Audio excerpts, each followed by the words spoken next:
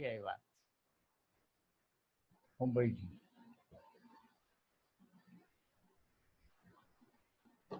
હવે ગઈકાલના અનુસંધાનમાં સંચિત કર્મોની અંદર કર્મોની માં થોડીક વાતચીત અધૂરી હતી. ઈચ્છિત કર્મ, અનિચ્છિત કર્મ અને પરેચ્છિત કર્મો, આ 3 કર્મોની વાત ચાલતી હતી કાલે સાંજે.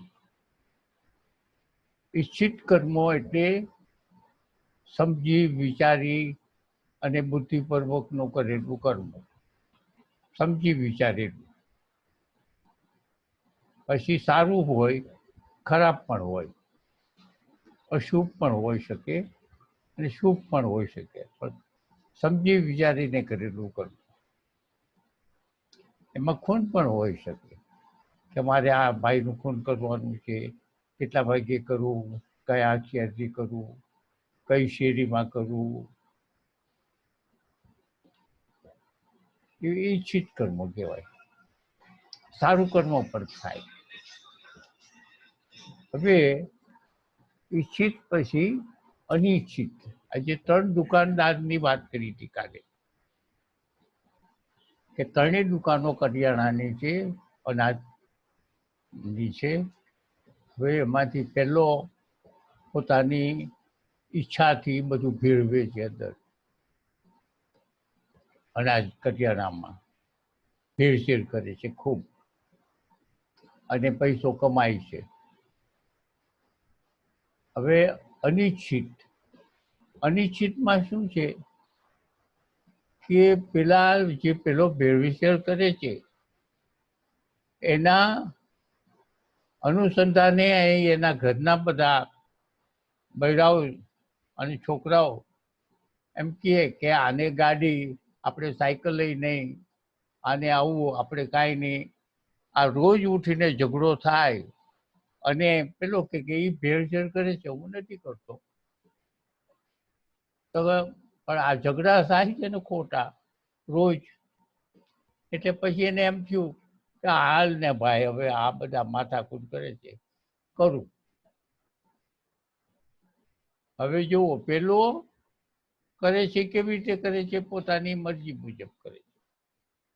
બીજો નંબર જે છે એ ઘરે ખૂબ કંકાસ થાય અને કાયમને માટે રોજ સાંભળવું પડે, એટલે એ અનિચ્છિત, પોતાની ઈચ્છા ન હોવા છતાં પોતાને જ એ કર્મ કરવું પડે, એટલે એને અનિચ્છિત કહેવામાં આવે. અને પરેચ્છિત એટલે શેઠ હુકમ કરે અને નોકર બધા કામ કર્યા કરે. આ 3 કર્મ જુદી જુદી રીતે થાય છે.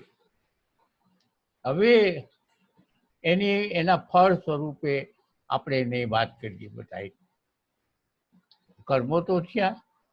હવે ઈચ્છિત કર્મનું ફળ શું છે, અનિચ્છિત કર્મનું ફળ શું છે, અને પરીક્ષિત કર્મનું ફળ.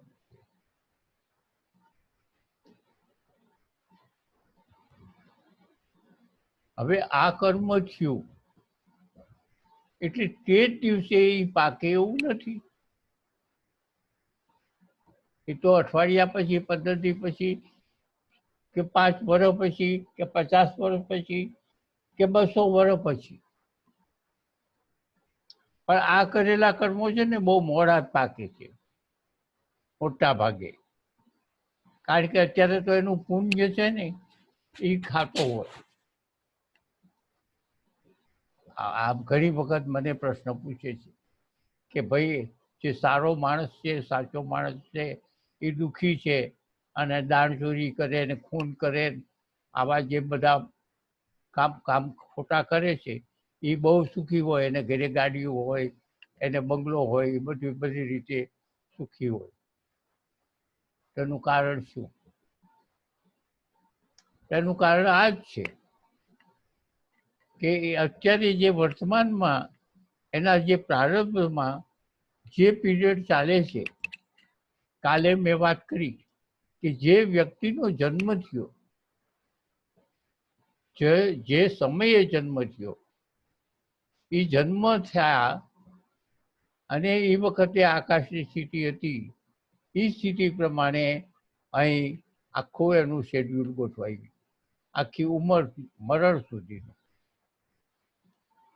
મરણ સુધીનું ગોઠવાઈ ગયું. એટલે શું ગોઠવાનું કે એની શનિની મહાદશા, રાહુની મહાદશા, શુક્રની દિશા, આ બધા. હવે એની અંદર એના જે સંચિત કર્મો હતા એ સંચિત કર્મો એ બધા પીરિયડમાં ગોઠવાઈ ગયા ભોગવવાના. તેને જે આ ભેળસેળ કરી હતી, હવે એ બરોબર શનિનો પીરિયડ આવે ત્યારે એમાંથી નીકળે. આવે એટલે આવે જ એવું નથી હું કહેતો, આ તો એ ગોઠવાય છે, એ એક હકીકત છે. પછી એને ભોગવવા પડે. હવે ત્રણેય જણા છે, એને એક સમય એવો આવ્યો કે એને સંચિત કર્મમાંથી પ્રારંભમાં આવી અને ભોગવવાનો સમય આવ્યો ઈચ્છિત કર્મનો. એક બીજાને પરિચિતનો પણ આવ્યો અને અનિચ્છિતનો પણ આવ્યો. ઈચ્છિત, અનિચ્છિત અને પરિચિત. તો હવે પીડા તો થવાની. શનિના પીરિયડમાં જેણે ભેળસેળ કર્યું છે, જેણે ખોટું કર્યું છે, એનું બમણું તમણું થઈને આવે. કારણ કે એ વખતે એના વિચારો કેવા હોય, કેવી રીતનું છે, કેવી રીતે કર્યું છે, કેવા ગરીબોના હાય લીધી છે, એના આધાર ઉપર એને જ્યારે આવે છે ત્યારે એને એ રીતે મળે છે. હવે પેલા પણ આવે, આ બેને મળે, ઈચ્છિત અને અનિચ્છિત બેને ભોગવવાનું આવે. પરિચ્છિત તો એ ટાઈમથી જ છૂટો. જેમ મેં તમને કીધું કે અહંકાર કહે તો શરીરને એને કોઈ દોષ નથી લાગતો. અહંકાર દ્વારા જે કંઈક થાય શરીરને દોષ નથી લાગતો, એ પરિચિત થયું.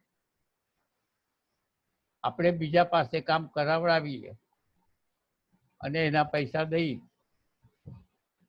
તો એને કાંઈ ન લાગે, આપણને જ લાગે.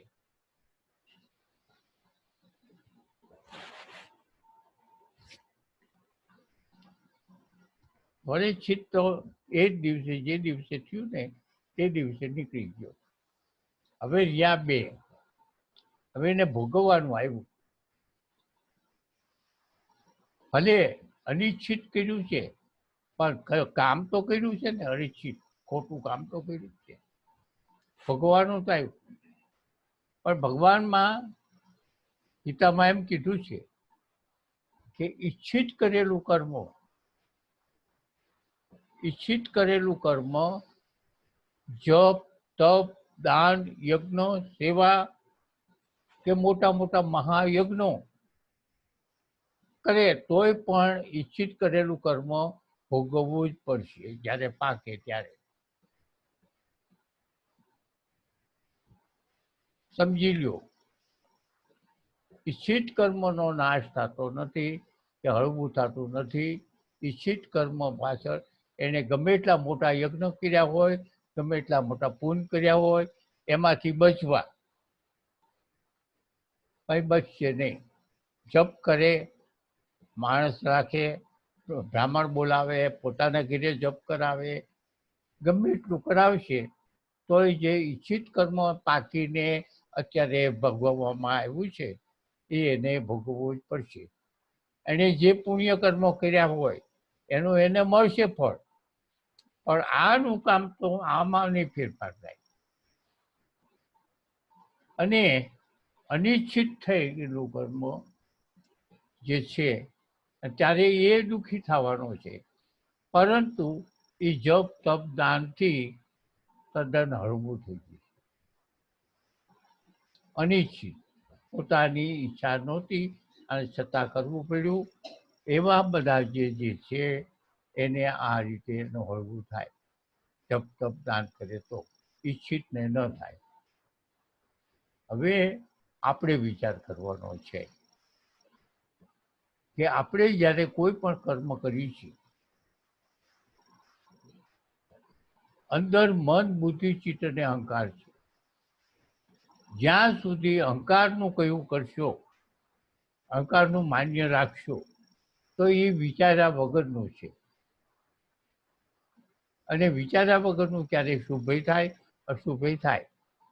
શુભ ન થાય એવું નથી, પણ જો વચમાં બુદ્ધિને લ્યો તો બુદ્ધિનું કામ શું છે? વિવેક, એટલે યોગ્ય અયોગ્યને છૂટું પાડવું. જો બુદ્ધિપૂર્વકનું કામ તમે ઘરે પહેલા વિચારશો અને બુદ્ધિને વચમાં લેશો કે આ યોગ્ય છે કે અયોગ્ય છે, અને ખૂબ ઊંડા જાઓ તો ખરેખર તમારું કાર્ય સુધરશે. કદાચ તમને શરૂઆતમાં પણ એમ લાગે કે ખોટું થયું છે, પણ એ તમારા લાભ માટે થઈને ખોટું થયું. ખોટું થાય છે તો પણ ભવિષ્યના લાભ માટે થઈને ખોટું થાય. બુદ્ધિનું કાર્ય, બુદ્ધિને સલાહ લઈને જે કરવામાં આવે ક્યારેય ખરાબ પરિણામ નહીં આવે, એ ખોટું એના હાથે નહીં થાય. હવે આપણે આ રીતે આપણે બધાને કર્મ કરતી વખતે ધ્યાન રાખવું પડે. બધા એ કર્મ થયા, પણ છતાંય જે સંચિત કર્મ જે છે, હવે તો તમે અત્યારે વર્તમાનમાં ભોગવો છો ભૂતકાળમાં કરેલા કર્મો પ્રારબ્ધના રૂપે. પરંતુ જે સંચિત કર્મનો જથ્થો બીજો છે, હજી કેટલા ઉમેરાણા, કેટલા ઓછા કર્યા, કેટલા પર એમાંથી જે છે એ તો છે જ. આ તો વર્તમાનમાં તમને તમારા જન્મ થયો અને ત્યાર પછી જે એની ગ્રહ દશા ગોઠવાઈ ગઈ, અને એ ગ્રહ દશા પ્રમાણે સંચિત કર્મમાંથી 1%, માનો કે 100 વર્ષ જીવવાના હોય ને તો 1.5% સંચિત કર્મોના જથ્થામાં ભોગવવાનો આવે, બાકીનો તે પડ્યો જ છે. એટલું જ્યાં સુધી જ્ઞાન નહીં થાય, જ્યાં સુધી જ્ઞાન નહીં થાય તમે કોણ છો. જ્ઞાન થવું એટલે જ્ઞાનથી સંચિત કર્મ નથી બનતા.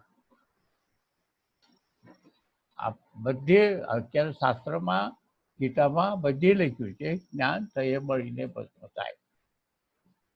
જ્ઞાન એને સંચિત કર્મોને બાળતું નથી. પણ જ્ઞાન થયું એટલે શું કહેવાય? શું થયું? જ્ઞાન થયું એટલે અંદર શું થયું? કે અહંકાર મરી ગયો. મન, બુદ્ધિ, ચિત્ત ને બધા લય થઈ ગયા. તો હવે જ્ઞાન થયું એનો અર્થ અહંકાર મરી ગયો અને પરમ તત્વમાં પોતાની સ્થિતિ પોતાનું જ્ઞાન થયું. હવે અહંકાર મરી ગયો તો આપણે વાત થઈ કાલે કે જે જવાબદાર છે એ મરી જાય તો એની પાછળનું જે એનું પોટલું છે એનું શું કરવું? એની ફાઇલ વાત કરી આપણે કે ભાઈ આ જે એક ખૂની છે અને ખૂનીને મહિના પછી ફાંસીએ ચડાવવાનો છે, અને એને આપવું ત્યાં કેદીઓને જેલરમાં કે ભાઈ આની 1 મહિના પછી લઈ આવજો અને આને ફાંસી ચડાવવાનો છે. હવે 1 મહિના પછીની તારીખ આવી ગઈ કોર્ટમાં, ટેબલ ઉપર ફાઇલ આવી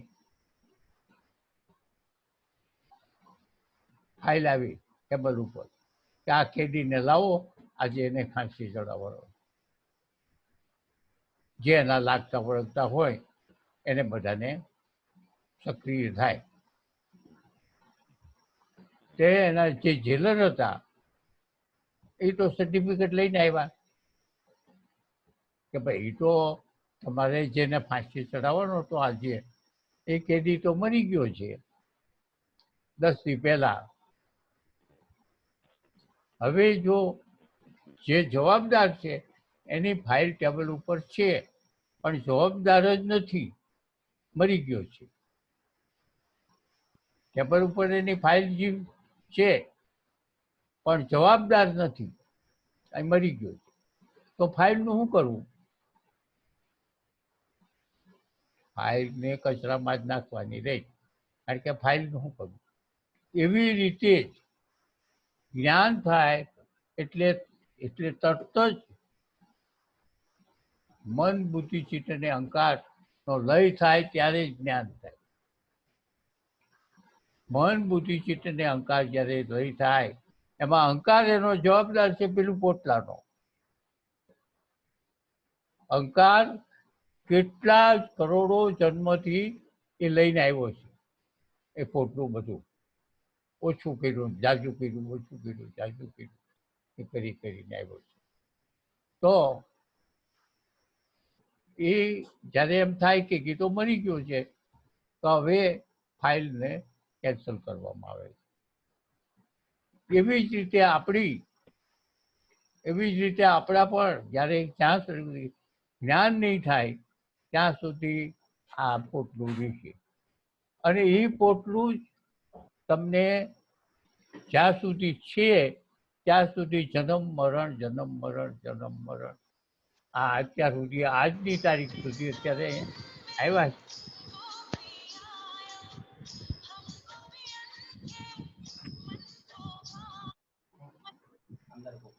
અંદર હતું શું થયું? ફોન કોકની રિંગ વાગી છે. આ ગંગારામભાઈ આવી ગયા. અરે યાર, હિતેશ કેમ આવતો નથી પ્રભુ?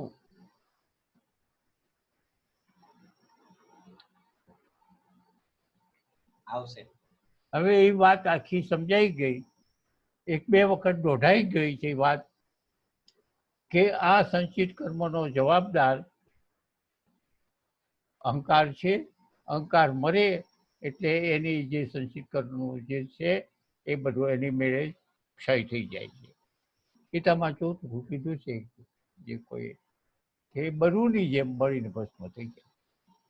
બરુની જેમ એટલે વનસ્પતિ છે એક બરુ નામની, અને એ એટલી બધી કોમળ હોય છે, અને આગે હોય ને, અહીં દિવાસી કરો તો 1/2 ફૂટ આઘી હોય ને તો એ બળી જાય, એટલી બધી કોમળ છે. આવું એટલે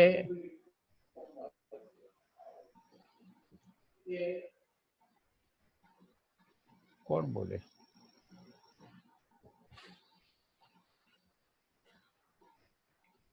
હવે આપણે એ બધું વાત પૂરી થઈ ગઈ છે. હવે ગંગા સતીનું 6ઠું ભજન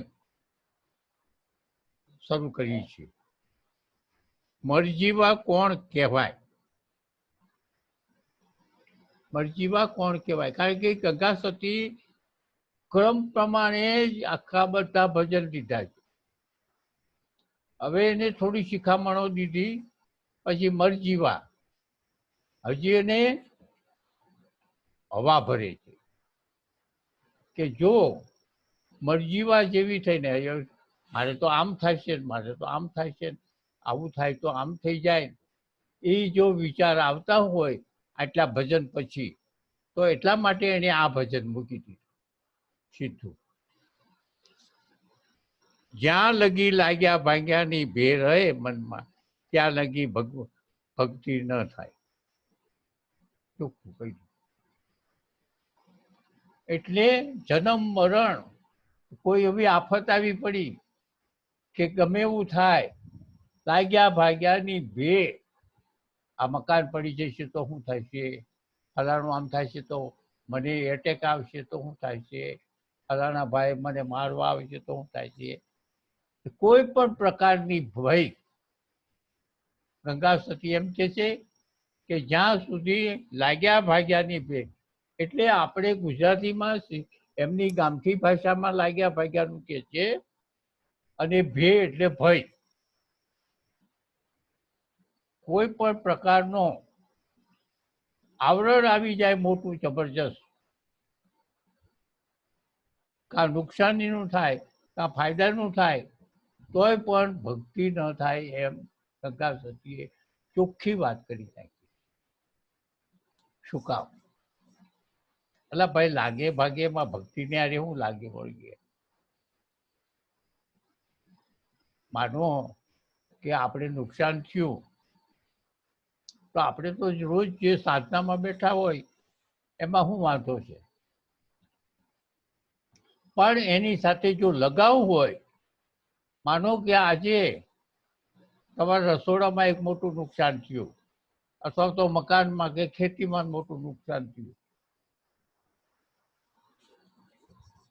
અથવા તો ભય લાગ્યો કે વરસાદ આવશે અને મારા ખેતરમાં ફલાણું છે બધું બગડી જશે. થયું નથી, પણ વરસાદ આવશે મારા ખેતરમાં ફલાણું છે બધું બગડી જશે. લાગ્યા ભાગ્યાનો ભય. એમ કે છે કે તો ભક્તિ નહીં થાય. ભક્તિ નહીં થાય. ગંગા સતી શા માટે એવું કીધું? ખેતરમાં વરસાદ આવે કે ન આવે એમાં સવારમાં બેસીને ભક્તિ કરે એમાં શું હોય? બહુ સૂક્ષ્મ વાત છે. ગંગા સતીની આ જે વાત છે બહુ સૂક્ષ્મ છે અંદરથી. કારણ કે ભલે તમારું ખેતર હોય કે મકાન હોય કે ગમે તે હોય, કોઈ પણ જાતનું આ નુકસાન થાય છે,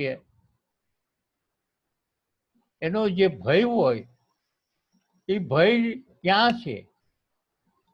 ભય અંદર છે. ભય અંદર છે એટલે તમારા મનની અંદર જ છે. હવે એ ભય અંદર છે અને તમે સાધનામાં બેઠા હો ત્યારે એ ભય તમને આડો આવશે. આનું થાય છે, આનું થાય છે, આ થાય છે. હવે ગંગા સતીએ ચોખ્ખા શબ્દોમાં કીધું કે લાગ્યા ભાગ્યાનો ભય રે તો ભક્તિ થાય નહીં. પહેલા જ ભજનમાં કીધું કે ભલે ભાગી પડે બ્રહ્માંડ પણ ડોબવું નહીં. આની અંદર પણ એમ જ કહેવામાં આવે છે કે તમને નુકસાન થવાના હોય ગમે એટલા, અથવા શરીરને નુકસાન થાય, પગ ભાગી જાય, હાથ ભાગી જાય, જે થાય, તો કોઈ પણ પ્રકારનો ભય હોય તો એ ભય તમને સાધનાની અંદર સતાવે છે. સાથોસાથ એક બીજી વાત કરું. આપણે વ્યસન વાળા હોય અને સાધક હોય તો આપણે ના પાડીએ છીએ. હકીકત એ છે કે એક આગળથી ભરીને બજર મૂકે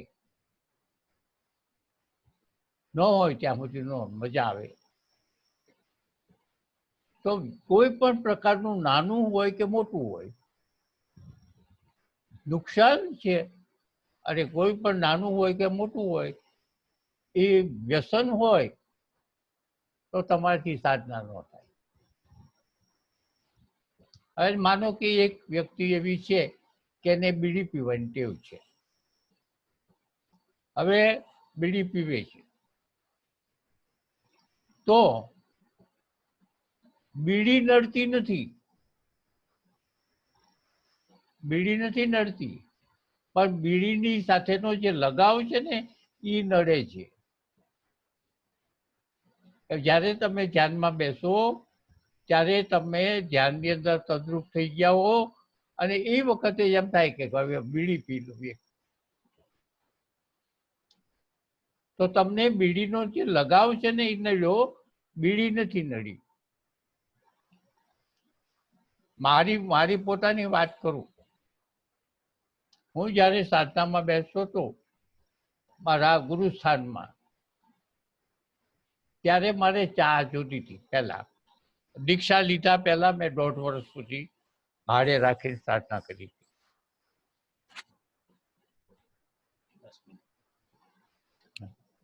10 મિનિટ છે ને, ભાડે રાખીને સાધના કરી અને પછી દીક્ષા લીધી.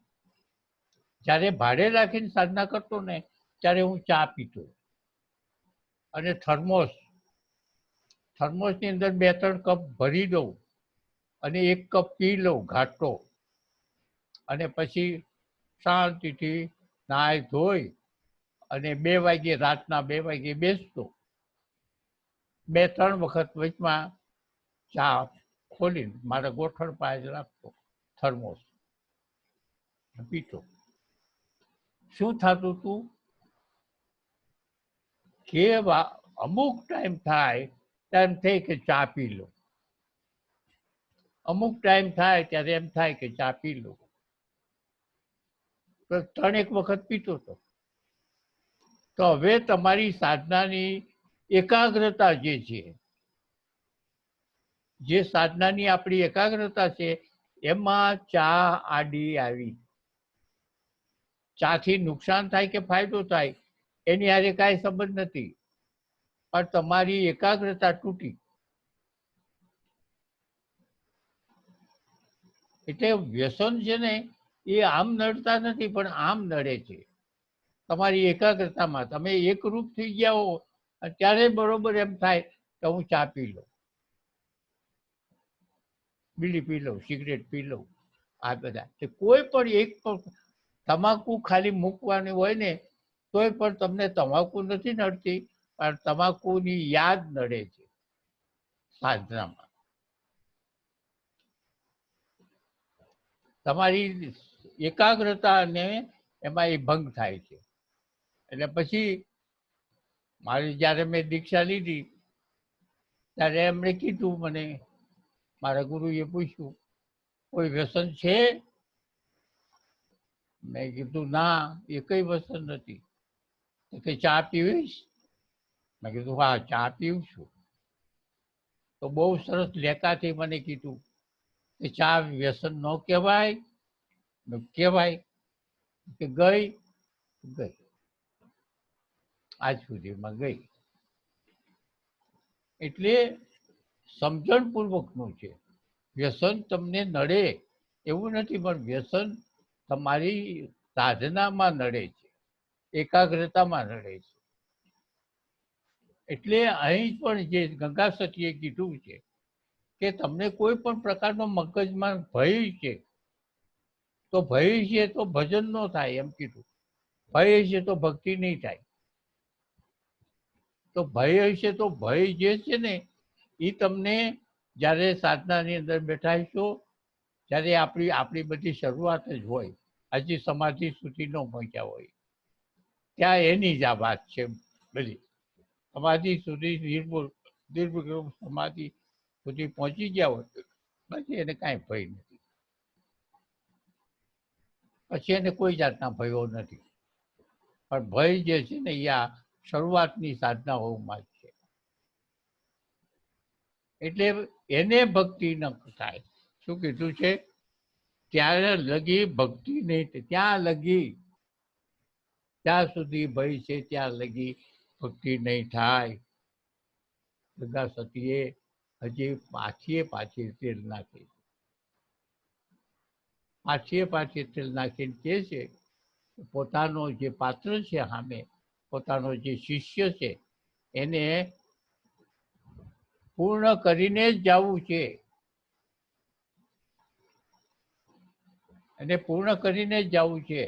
એની વાતની અંદર જ્યારે કેમ થયું કે જ્યારે કહળસંગ આવ્યા ગાય જીવતી કરીને,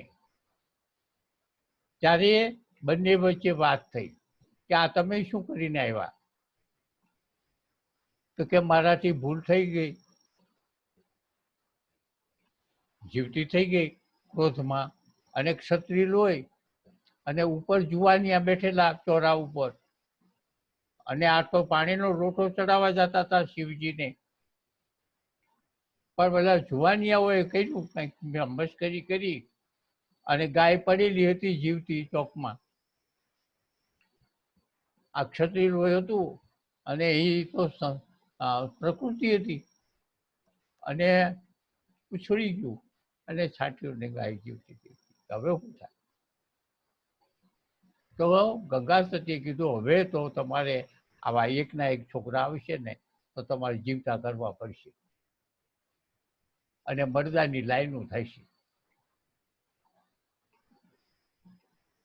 બોલો શું કરવું છે હવે? નિર્ણય કરો. એટલે કહરસંગ એક રૂમની અંદર 2-4 દિવસ સુધી ત્યાં અને પછી એને વિચાર કર્યો કે આમાં હવે આ સમાજમાં હવે જીવી શકાય નહીં, કારણ કે આ રીતે બધું થાય. બધાને હું ક્યાંથી જીવતા કરું? કેવી રીતે થાય? તો ખરા, પણ એ બધું પછી પ્રકૃતિ વિરુદ્ધનું કામ થાય. જે પ્રકૃતિને કરવાનું છે એ કામ કરી શકે છે. શંકરાચાર્યે તો ત્યાં સુધી કીધું છે કે જે જ્ઞાની છે, જેને બ્રહ્મ જ્ઞાન થઈ ગયું છે, જે પૂર્ણ છે, ગંગા સતી અને કહરસંગ જે પૂર્ણ હતા, જે નરસિંહ મહેતા પૂર્ણ હતા, મીરા પૂર્ણ હતી, તો એવા જે છે એને એ સંકલ્પ કરે એ થાય એટલું જ નહીં. શંકરાચાર્ય કીધું એ પ્રલય નથી કરી શકતા, બાકીનું બધું કરી શકે છે. માત્ર પ્રલય નથી કરી શકતા, બ્રહ્મનિષ્ઠ, બાકી બધું થાય. પણ એ કરવાની જરૂર નથી, કરે નહીં, કારણ કે પાછળ એના 15-20 વર્ષ હોય તો બિચારો હેરાન થઈ જાય.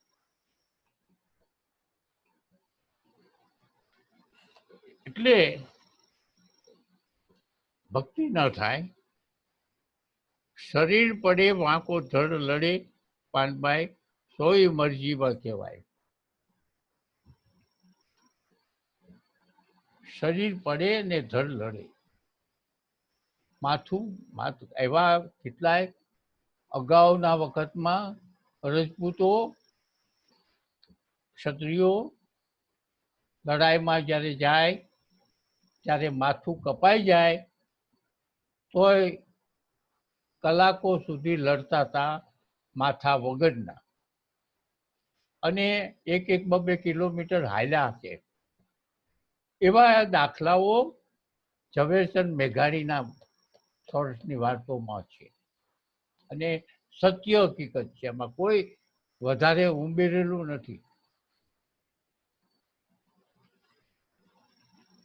સત્ય હકીકત છે કે આવી રીતના બનાવો બન્યા છે જે ભૂતકાળમાં.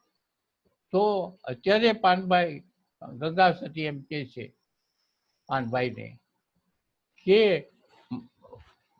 આ તો પેલી લડાઈ છે, આ યુદ્ધ છે ક્ષત્રિયોના ભૌતિક, અને અહીં શું છે આધ્યાત્મિક.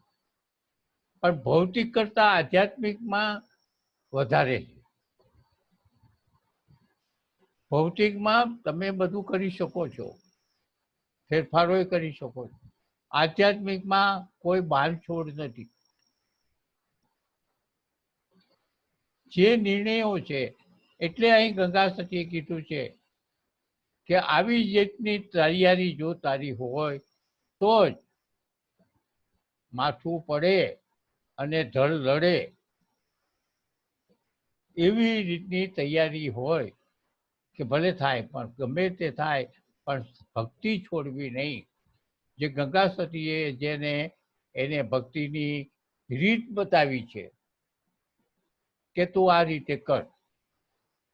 સુરતા સુરતા ચાલુ રાખ, એને બતાવી છે પદ્ધતિ. ઝુકતી જે 2-3 વખત વાત કરી, આ એ ઝુકતી બતાવી અને પછી એને હવે મક્કમ બનાવે છે, મજબૂત બનાવે છે પાનબાઈને કે આવું થાય કે આમ થાય તો પણ તું ડગતી નહીં.